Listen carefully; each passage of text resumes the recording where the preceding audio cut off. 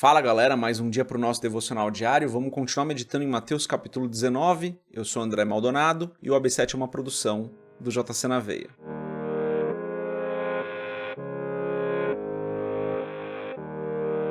Mateus capítulo 19, dos versos 10 a 12, está escrito assim: Os discípulos lhe disseram: Se esta é a situação entre o homem e sua mulher, é melhor não casar. Jesus respondeu: Nem todos têm condições de aceitar essa palavra, somente aqueles a quem isso é dado. Alguns são eunucos porque nasceram assim, outros foram feitos assim pelos homens, outros ainda se fizeram eunucos por causa do reino dos céus. Quem puder aceitar isso, aceite. Só até aqui, só até o verso 12, vamos fechar os nossos olhos, curvar nossa cabeça e fazer uma oração. Pai, Tu és bom e santo, Tu és justo e fiel. Tu és o nosso Deus grande, maravilhoso, poderoso, forte, longânimo. Tu és digno de toda honra, Tu és digno de toda adoração, de todo louvor. A glória é Tua, Senhor. Tu és bom, perfeito, santo, fiel. Não há outro como o Senhor. Tu és o nosso Rei, o nosso Senhor, o nosso Salvador. Tu és tudo que temos, Senhor. Tu és santo, santo. Eu peço, Pai, em nome de Jesus, perdoa os nossos pecados, assim como nós temos perdoado as pessoas. Tem misericórdia de nós que somos falhos, Senhor. Eu peço que o Senhor nos perdoe, porque nós erramos, falhamos, às vezes não fazemos aquilo que é certo. Perdoa-nos, Pai. Em nome de Jesus, eu te agradeço por mais esse dia, te agradeço pela Tua graça, pelo Teu amor, pelo Teu cuidado, te agradeço porque o Senhor está conosco e não nos desampara. No momento da angústia, o Senhor não nos desampara. No momento da dificuldade, o Senhor está ao nosso lado. Obrigado, Senhor, porque o Senhor é fiel, o Senhor está conosco. O Senhor é bom em todo o tempo. Eu peço em nome de Jesus que o Senhor nos abençoe hoje, nos guarde, nos livre de todo mal, não nos deixe cair em tentação. Protege as nossas vidas, Senhor, o nosso dia, o início e o fim do dia, o nosso caminhar, o nosso levantar e o nosso deitar. Que nós estejamos debaixo da Tua proteção hoje durante todo o dia e que o Senhor nos livre do mal, Pai. Eu peço em nome de Jesus. Peço que o Senhor abençoe o Seu povo. Olha para o Seu povo, Pai. Tem misericórdia de nós e nos abençoa. Vivemos tempos difíceis, Senhor. Em nome de Jesus, eu peço também, Senhor, por cada familiar aqui, de cada pessoa que está nos acompanhando, que está nos ouvindo, nos assistindo agora, que o Senhor abençoe essas famílias, principalmente, Senhor, aqueles que ainda não entregaram as suas vidas a Cristo. Que o Senhor tenha misericórdia dessas pessoas, que a sua graça alcance essas pessoas e elas venham aos pés da cruz entregar as suas vidas para Jesus. É o que eu peço e oro sempre em nome de Jesus. Amém. Perfeito. Antes da gente continuar, compartilha o AB7 aí, pede para 3, 4, 5 amigos se inscreverem no nosso canal do YouTube. Como eu disse, vou falar isso por alguns dias, né? Para que você realmente nos ajude aí. A nossa meta é chegar em 100 mil inscritos esse ano, não tá tão fácil assim, então pede aí para alguma dezena aí de amigos se inscreverem no nosso canal. Fala que a gente tem devocional, estudo bíblico, podcast, tem um monte de coisa legal. Vamos lá. Lemos aqui os versos 10 a 12. Jesus vinha falando sobre a condição do casamento, né? Ele fala, olha, o casamento é para sempre, o casamento não é algo que você pode desfazer. E lembra do contexto que eu dei ontem, né? O povo de Israel usava a lei de maneira um tanto quanto diferente ali para poder se separar quando bem entendesse ou quando o homem não quisesse mais por algum motivo. E Jesus vem e fala, olha, casamento é para sempre, galera. Casamento não tem fim o casamento. Quando você se casa é para sempre. E daí os discípulos vêm e dizem para Jesus, se essa é a situação entre o homem e sua mulher, é melhor não casar. Vê a conclusão que os discípulos tinham alguns casados ali, né? Pedro era casado.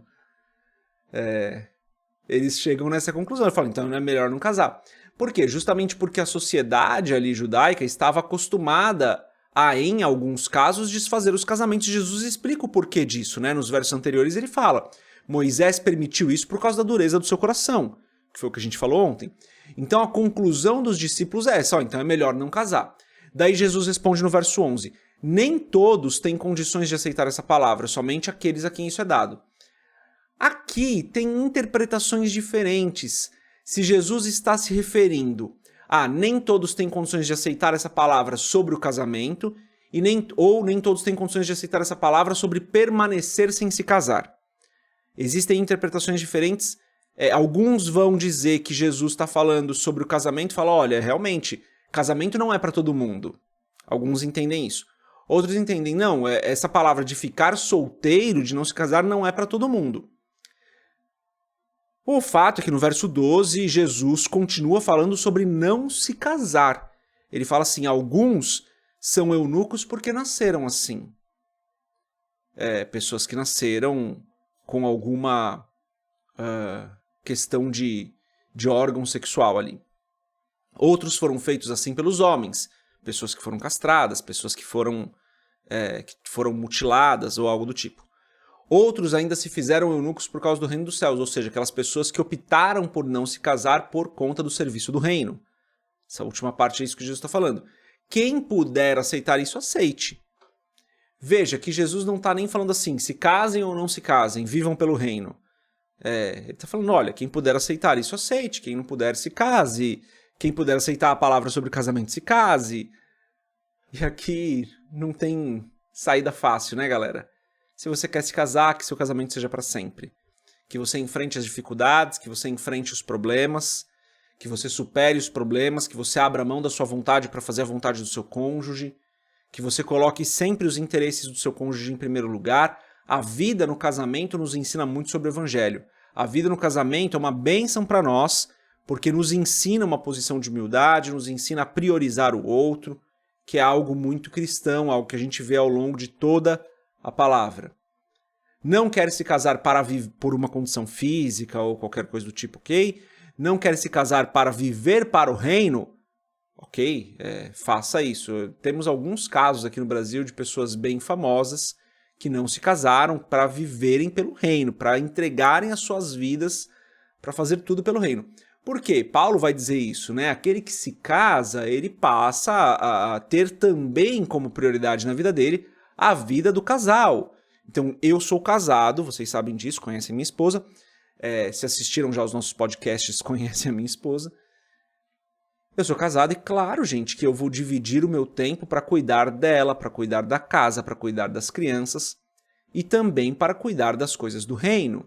Eu não tenho como ficar o tempo todo cuidando das coisas do reino, porque eu tenho que cuidar. Uma parte do meu ministério é cuidar da minha família, cuidar da minha esposa, amar a minha esposa como Cristo amou a igreja. Então veja, aquela pessoa que separa a sua vida para viver para o reino, não tem essa preocupação do cônjuge ou dos filhos. Sobre o que Jesus está falando ali no verso 11, então, sinceramente eu acho que ele está falando sobre ficar sem se casar, tá?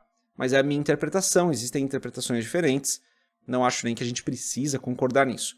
Fato é, casar ou não se casar para viver pelo reino, os dois não são fáceis. Quando você se casa, você enfrenta uma série de dificuldades, quando você escolhe viver pelo reino, você enfrenta uma série de dificuldades, e aí a gente tem que escolher qual que é o difícil que a gente quer, porque as duas são difíceis, mas eu tenho certeza que quando nós seguimos a direção de Deus, quando você se casa seguindo a direção de Deus, ou quando você não se casa seguindo a direção de Deus, Deus abre os caminhos, Deus abençoa, Deus prepara todas as coisas, e nós colhemos as bênçãos daquilo que Deus tem preparado para nós, porque estamos obedecendo a sua vontade. Casando-se ou não se casando, que você obedeça à vontade do Senhor. É claro que é muito mais comum as pessoas se casarem. Essa é a estrutura que Deus planejou desde o início das coisas, né? O casamento é uma estrutura fundamental que Deus planejou desde o início da criação, lá com Adão e Eva. Então, é claro que o casamento está nos planos do Senhor para a maioria de nós. Então, casando-se ou não se casando para viver pelo reino, como algumas pessoas aqui no Brasil, muito famosas, o fizeram, faça seguindo a vontade de Deus, obedecendo à vontade do Senhor, porque aí não tem como errar, tá bom? Que Deus abençoe o seu casamento se você é casado, que Deus abençoe o seu casamento se você planeja se casar, e se por algum acaso alguém aqui que nos acompanha decidiu abrir mão da vida conjugal para viver para o reino, que Deus abençoe a sua vida diante do Senhor, sendo servo ou serva do Senhor, tá bom? É isso, Deus abençoe a sua vida, a gente se vê mais se Deus quiser. Paz.